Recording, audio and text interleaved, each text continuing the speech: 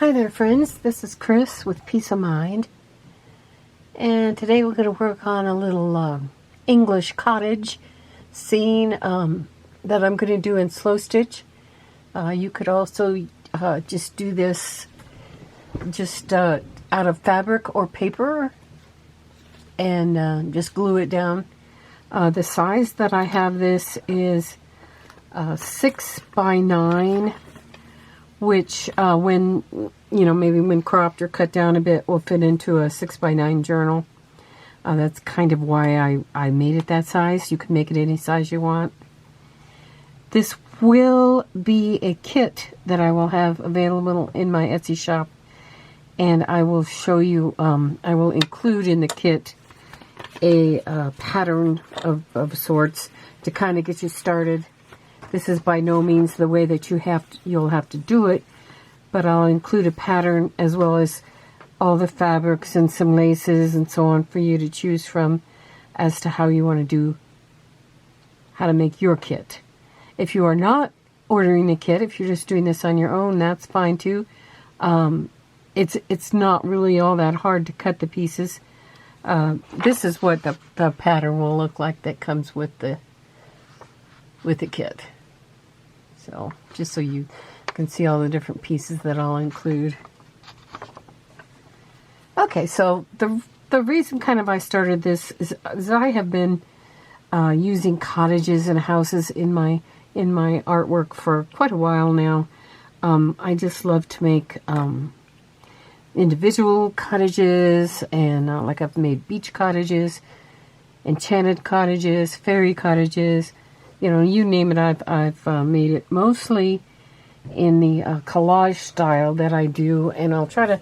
This is kind of big, but I'll kind of try to show you. You can see this is I believe a 16 by 20 size, but you can see what I do with all the houses, and I make like villages and so on. This is a whole one. And this is done mostly with papers, but I do use fabrics in there also. Okay, so you kind of get the idea on that. What my big canvases look like, and this kind of the style that I use. This is going to be all fabrics. You'll notice that in the background I have some laces, and this is actually an antique piece of. These two are pieces of antique lace that I had. This is just regular lace that I bought by the yard. This is a piece of a table runner or a dresser scarf that I purchased, and it was an embroidered piece. I used this in some of the other slow stitch work that I've done. This is also a piece of that from that embroidery. Of course, these are fabrics. Fabric. Okay, so I'll show you kind of how to get started on this. This is one that I have not glued down anything yet. I just kind of picked it up and did it according to so I have something to show you. I am going to actually slow stitch this, and I may include some of that in the coming videos. So I'll put that aside for now. What I did was I started out with my piece of 6 by 9 backing fabric, and you can use any kind of fabric that you want for this. I would suggest that you use a lightweight fabric because you're going to be building and putting things on top of this, and you don't want to have it be too thick so that you can't sew through it well. So, and you can of course also have it go in the horizontal direction too. So whichever way you like.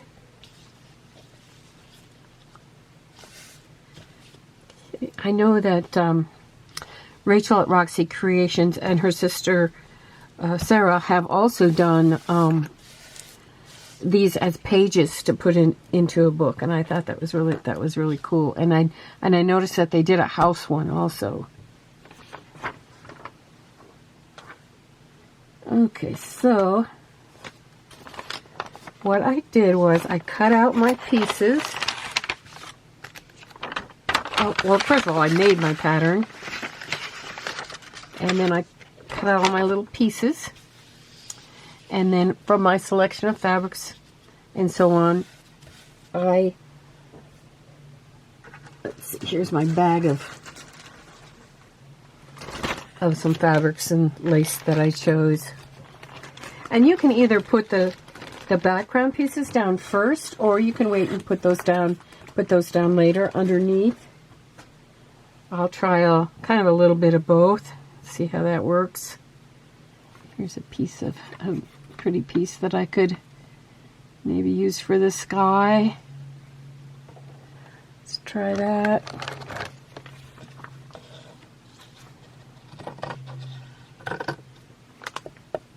Or I could, if I didn't want to put this whole entire piece on here, I could cut part of it and maybe put some of it down here. We'll see how it works out.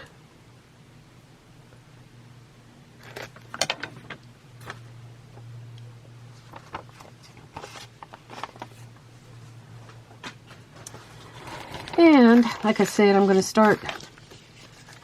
The first thing you probably need to do is to get your house piece, which is this one, and you can change these shapes of the houses too, and have them go horizontally or vertically, however you want, whatever makes the most sense to you.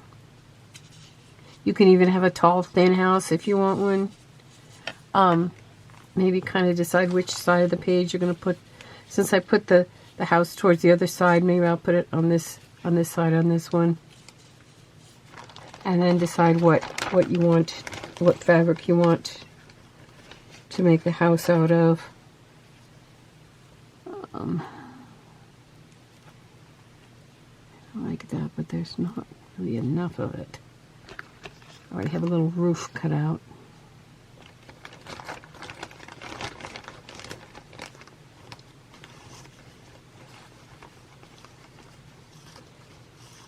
Since it's going to be a kind of a flower garden house, maybe I should just make it out of the flowers. I'm just going to try this and see how it works. Okay, like on any pattern, you can pin it down. I'm going to use the edges that are already here. I don't have very many pins left.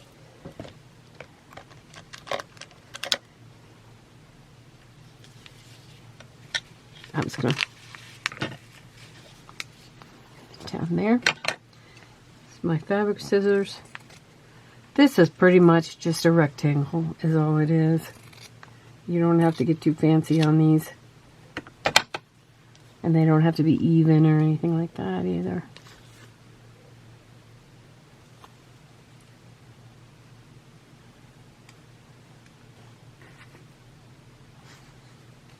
Okay. So say I want to use this as my house.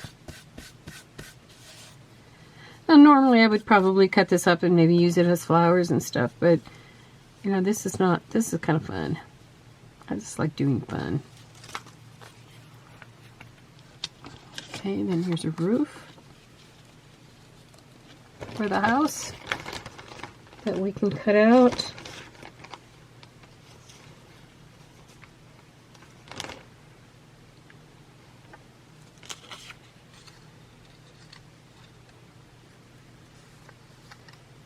I'll cut it out of this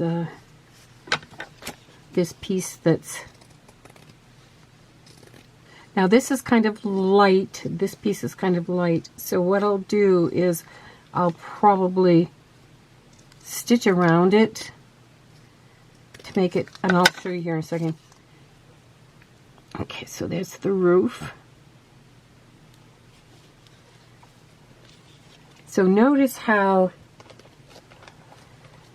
the house, you know, really comes out because it's a darker fabric, but the roof doesn't come out quite as much, doesn't jump out at you quite as much.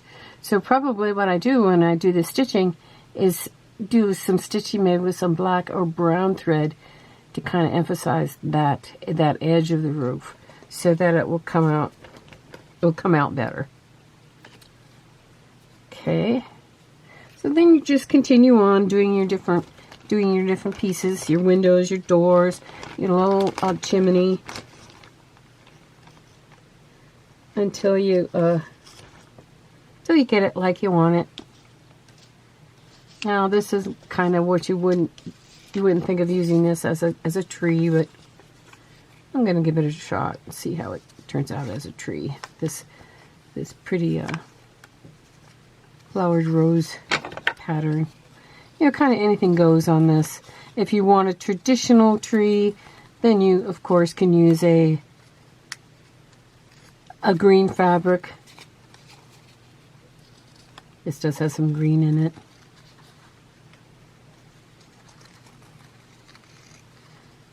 I'm just cutting I guess you could call it a rose tree. Okay, now this is a little bit too pointed. I'm going to fix that. And these patterns that I'm showing you are they're just a guideline. You don't have to make yours exactly like this tree. You might want to make a totally different shape. I'm just cutting this so that I can use it later for something else. Still have that little scrap left. Okay, now on your door, you can put your door close to one side or the other, or you can put it in the middle. I'll put it over on this side just because the tree is here, and so this kind of balances out a little more. Here's your little roof over the door. Now for your window, what you'll probably do is, actually here's another background tree you can put in there. For your window, what you'll probably do is use more of a light color. Here's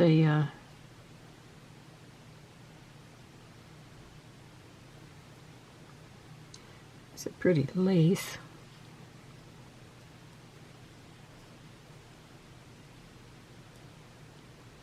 Kind of like that. I'm going to use some of that.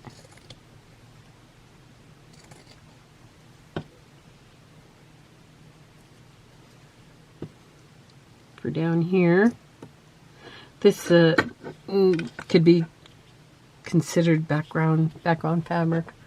Or maybe you might want to do some flowers along here, like maybe it's a fence or something. Okay, since this is kind of a plain color white, I might want to use this for some windows.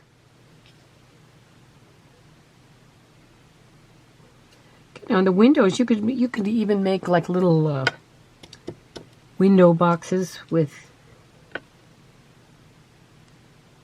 flowers.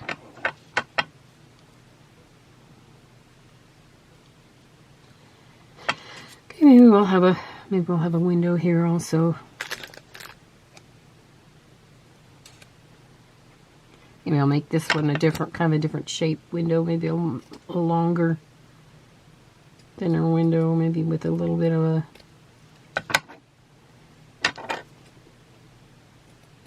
an arch shape. Like so.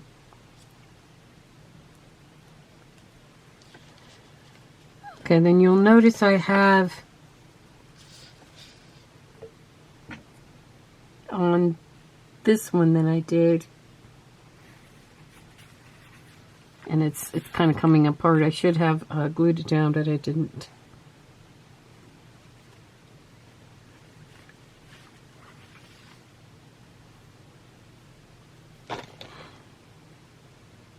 On these windows, I made them so they look like they have those those window panes, you know, in the old-fashioned cottages. So I show you how to do those. I just take a Sharpie, thin, narrow Sharpie. Did I do that? I know I took it out. Here it is. And I put it on a hard, kind of a hard surface. Then I draw, making sure this is in frame here. Then I draw diagonal lines across.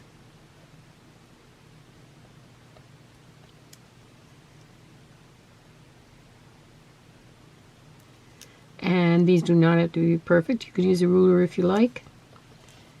And I'll turn it and I'll draw the lines going in the other direction.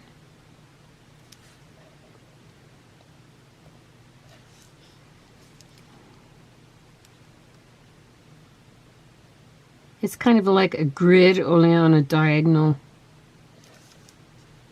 There you go. And then it looks like a...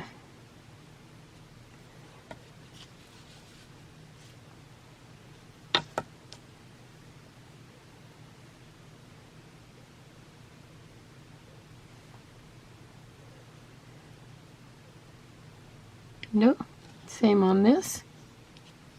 Actually, this I could make like a... And I'm just drawing on this because with something this small, you could try to do this stitching it, but it's going to be, if you made this a lot bigger and the windows were bigger, then you could, you know, get away with it doing it with the stitching. But with this, it's so extremely tiny that you're better off drawing it with the lines. Okay, then we're going to turn and we're going to go this way.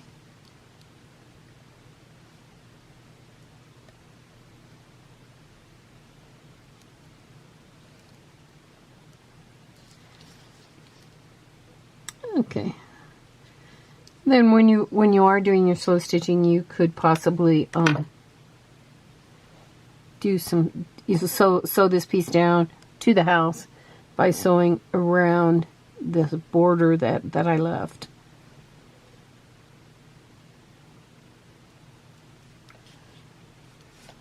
Okay, and we still have quite a few things to add. We need to add the tree trunk and so on, and possibly need to add some more background fabrics going in here.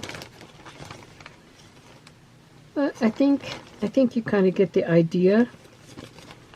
Here's a fabric that you could use to have like little flowers. And I'll show you how that kind of might work. You just kind of cut a strip of a small flower fabric, and you can add that to the background like that. Okay, now as you go, you might want to pin as you go, or you can use your trusty glue stick.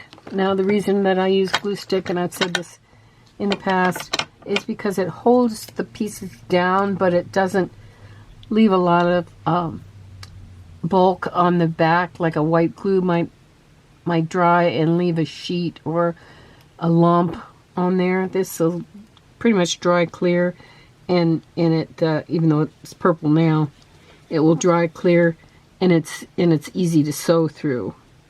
And also it's lightweight, so that if you do want to take it up, you'll be able to do that very easily. You'll be able to take it up. But to position your pieces down so it's easier to sew them on when you're ready.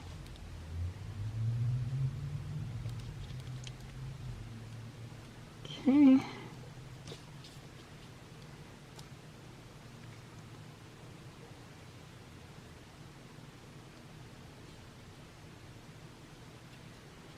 Okay, and then you would just continue on in that manner till you had everything glued down.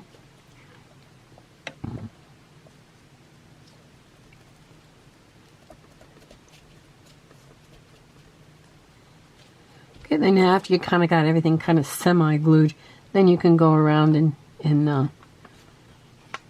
glue down a little bit more.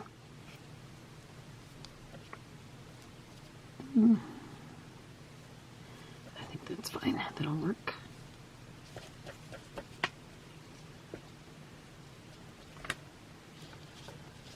Okay, so you just take it around like that.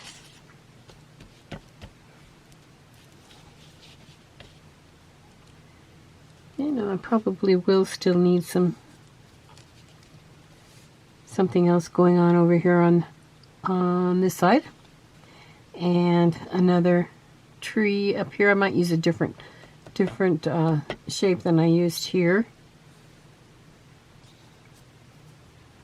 Let me bring back my other one that I have pretty much finished, and it's kind of ready to sew.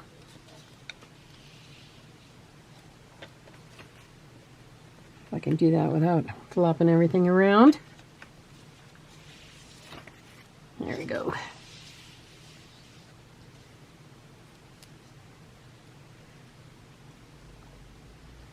Another thing that you can do is, if you don't want to glue everything down as you're going, is once you get it the way you want it, is you can take a photo on your phone, and then that way you know. And then if you have something fall off or you take it apart, then you know where everything goes.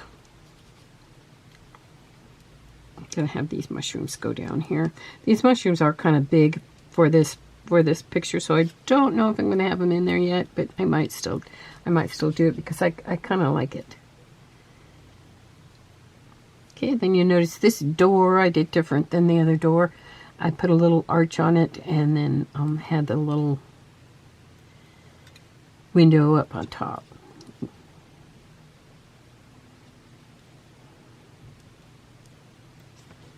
And these two windows, I notice, are a little bit different size. Let's cut that one down a bit. Now, if you wanted to, you could put tiny little flowers across here when you're slow stitching. Just put some little French knots along here to make it look like a window box. Same here. You could put like little teeny tiny little flowers down here. And that's probably what I'll do on mine. So, I hope you enjoyed this, and like I said, I'll come back and do another video on this little cottage house, English cottage house, and show you what I did with some of the slow stitching. Thanks for joining me today. Peace of mind.